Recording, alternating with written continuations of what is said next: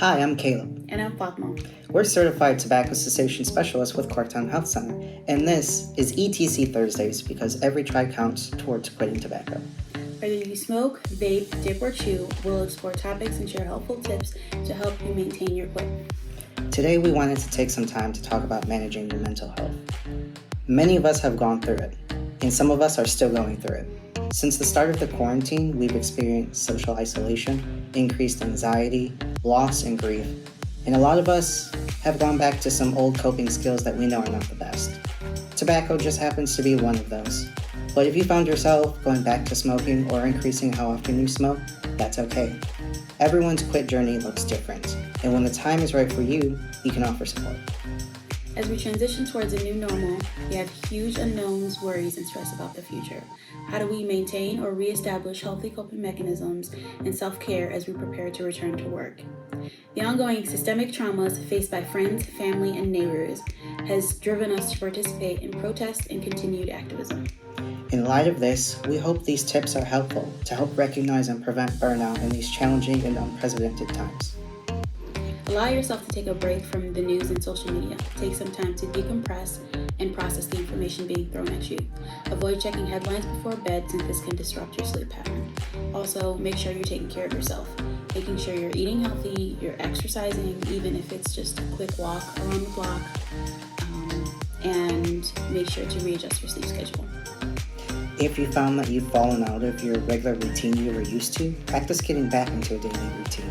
This can be as simple as waking up at the same time, going to bed at the same time, eating 3 meals consistently. And especially as we all go back into the workplace, give yourself to adjust. So start practicing now. Know who your social support networks are, the people who you can really reach out to and really be yourself around, but also make sure you're checking in on your people.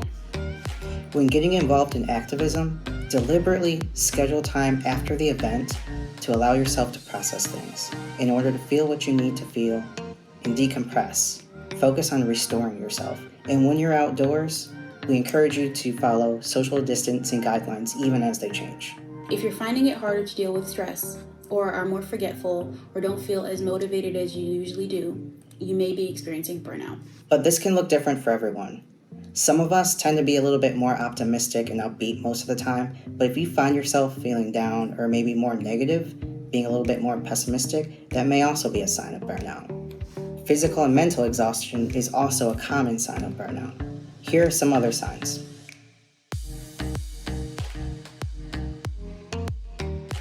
Ground yourself. Practice listening to your body and pay more attention to what it may be telling you. If you're experiencing burnout, some of these signs and symptoms may be hard to identify. Are there certain aches and pains that you may have been ignoring, or are there recurring worries that have been keeping you up at night? It's okay to not be okay and to ask for help. If you're feeling overwhelmed or unsure of the next step you should take, reach out to a trusted person, a family member, a friend, or a mental health professional. Let them know how you've been feeling. Sometimes putting your feelings into words and having a chance to communicate can help us see our situation more clearly.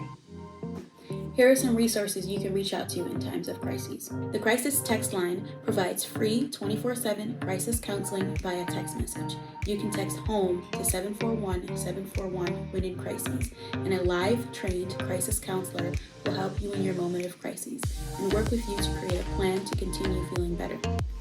If you are a young person in the LGBTQ community and would like to speak to someone who will respect you and provide non-judgmental support, call the Trevor Project at 866-488-7386 or text START to 678-678, available 24/7. That's it for today's segment. Tune in every third Thursday of the month for new episodes or catch up on old episodes on our YouTube channel.